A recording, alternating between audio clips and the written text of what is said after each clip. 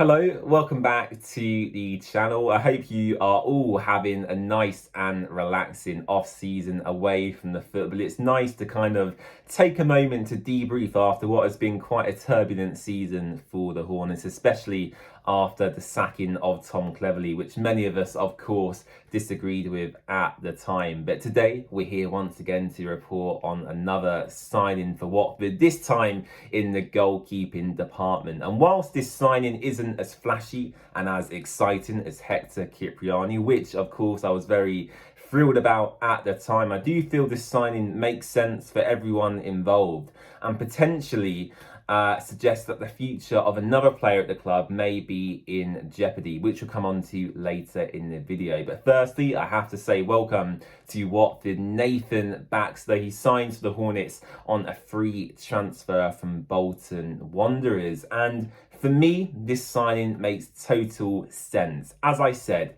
it's not exciting, it's not thrilling, it's not a young Brazilian talent from Fluminense, it's not a youngster from Europe, it's a goalkeeper from Bolton who's been released. But for me, as I said, this deal makes sense for absolutely everybody. Baxter himself is a good age. He's 26 years old. He's got vast experience in the EFL. He's played for the likes of Woking, Hull, Bolton, as I mentioned as well. Most recently, he was the replacement at Bolton actually for James Trafford, who himself recently had a fantastic season at Burnley, helping them get promoted back to the Premier League. And by all accounts, from what I've read and heard online, Baxter is a decent goalkeeping option. If he has to play a few league games here and there, he should be competent enough to do that job. He's a good shot stopper. He can play out with his feet if needed. And Baxter, for me, the comparison I would make is with actually Jack Butland, because if you guys remember many years ago, I'm talking 10, 11 years ago, Baxter was touted in his youth at Chelsea as the real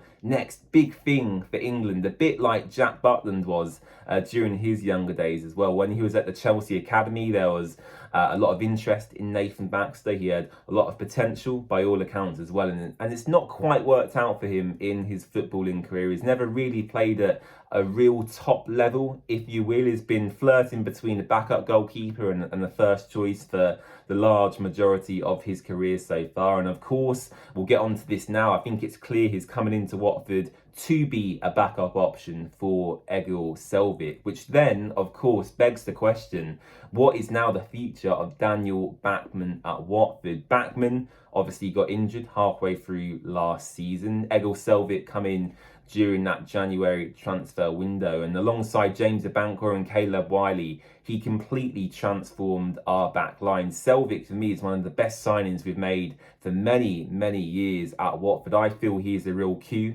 for us to have at the club, and as I said, it now does open the door to Daniel Bachmann at Watford. For me, I think it's time that both parties in Watford and Bachmann break ways at this junction, because in the past couple of seasons I did feel it getting a little bit nasty in the stands towards Daniel Bachmann. Now, as a fan, whilst I don't like seeing players struggle on the pitch, I felt, especially in a few games, the abuse towards Bachmann did stray too far from Watford fans. I think that's clear for me to see. I've addressed that on the channel before, that when he was having some poor performances, which players are entitled to do, they are human, the abuse, especially from around me actually, where I sit in the stadium, towards Dan, did verge towards, something that I wasn't quite comfortable with. And I did feel, as I said, in the last couple of seasons, he's really struggled to deal with the pressure on the pitch. I've called Bachmann before quite hot-headed, where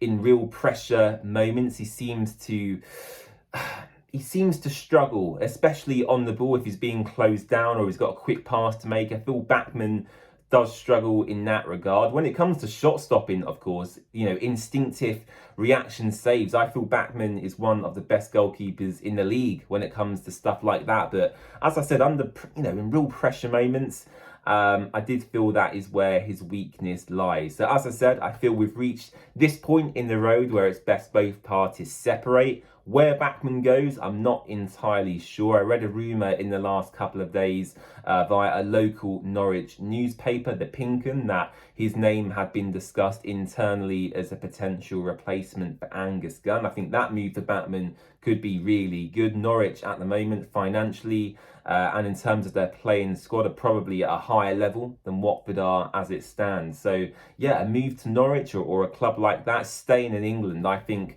would be really good for Dan. And he's said before he wants to, try and get back into that Austrian national team. He's played in European tournaments before. When he first joined Watford, he was their #1 goalkeeper for his country, of course. And as the years have gone on and as Watford have regressed as a team ourselves, he's really struggled to break back into that national side. I know he mentioned before a while back in an interview that he wouldn't be opposed to potentially playing over in America in the MLS. So yeah, it's one of these things. We'll have to see how it develops, of course. And about 2 seasons ago, when Valerian Ismail was at the club, Dan signed a long-term 5-year deal, which a lot of people did question at the time.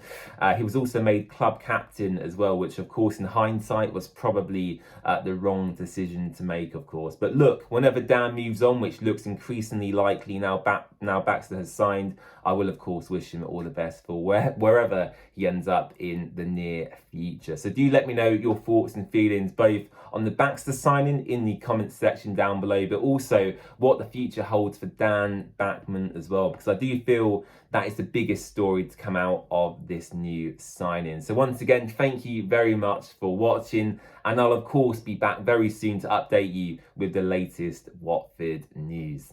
Bye bye.